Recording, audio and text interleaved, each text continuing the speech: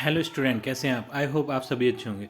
प्यारे बच्चों, आज हम करेंगे कक्षा 6 के हिंदी के एडगेट अभ्यास पुस्तक के पाठ 15 को। इस पाठ का नाम है बच्चों दस्तक।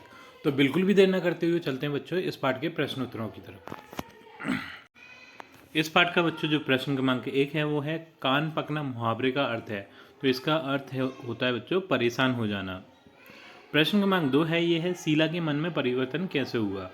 तो इसका उत्तर होगा ये बी वाला, सोनू के उपचार में सहयोग के कारण। प्रश्न क्रमांक 3 है बच्चों, दिए गए मुहावरों का वाक्यों में प्रयोग कीजिए। तो ये आ है, ये है तिल का ताड़ बनाना। तो इसका अर्थ होता है बच्चों छोटी बात का बड़ा करना, और वाक्य है राजेश ने छोटी सी बात का तिल का ताड़ बना दिया। बा है, ये है नाक में दम करना। इसका अर्थ होता है परेशान करना। इसका वाक्य बनेगा इन बच्चों ने तो मेरी नाक में दम कर दिया है। प्रश्न क्रमांक 4 है लेखक के त्रिवेंद्रम जाते ही उसके घर में कौन सी घटना घटी। तो इसका उत्तर आप लिखेंगे लेखक के त्रिवेंद्रम जाते ही लेखक का पुत्र सोनू छत से गिरकर मूर्छित हो गया। ये मूर्छित होने का मतलब है बेहोश हो गया। प्रश्न क्रमांक 5 है बच्चों, आज उनकी संपत्ति और वैभव कोई साथ नहीं दे रहे थे। लेखक ने यह कथन किसके बारे में कहा। तो ये वाला कथन बच्चों हरि बाबू के बारे में कहा था।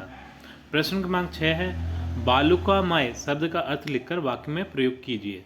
तो इसका उत्तर है बच्चों बालुकामय शब्द का अर्थ होता है रेत से भरा हुआ। इसका वाक्य होगा गोवा के समुद्र का किनारा तो बालुकामय है, यानी वो रेत से भरा हुआ है। प्रश्न क्रमांक 7 है आहट प्रत्यय का प्रयोग करते हुए दो शब्द बनाइए। तो यहाँ पर बच्चों पहला शब्द है बौखलाहट, दूसरा शब्द है घबराहट।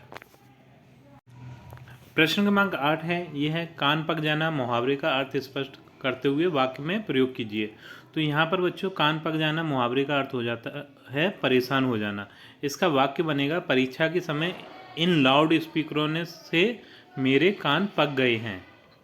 प्रश्न क्रमांक 9 है शीला को होश आने पर वह दंग क्यों रह गई। तो इसका उत्तर लिखेंगे आप क्योंकि सोनू का इलाज वहाँ के लोगों ने करवा दिया था, इस कारण शीला दंग रह गई। प्रश्न क्रमांक 10 है कोवलम बीच पर गणेशन की मां परेशान क्यों थी। तो इसका उत्तर होगा महिला के पुत्र गणेशन के तलुए में कील चुभ जाने के कारण महिला परेशान थी।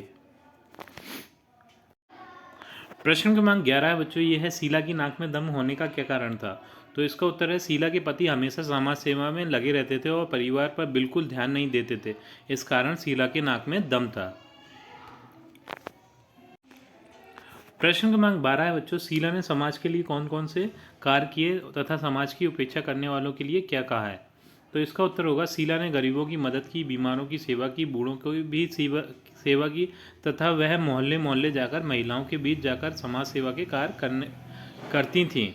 एक दिन वह कह रही थी कि जो समाज की उपेक्षा मात्र अपनी उन्नति में संतुष्ट रहता है, प्रकृति उसका नियंत्रण स्वयं करती है, स्वयं समय आने पर उन्हें दंड भी देती है।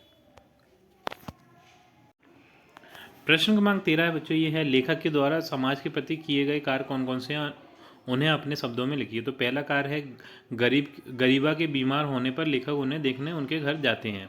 दूसरा कार्य है लेखक गरीब बस्तियों में गरीबों की सेवा करने के लिए जाया करते थे।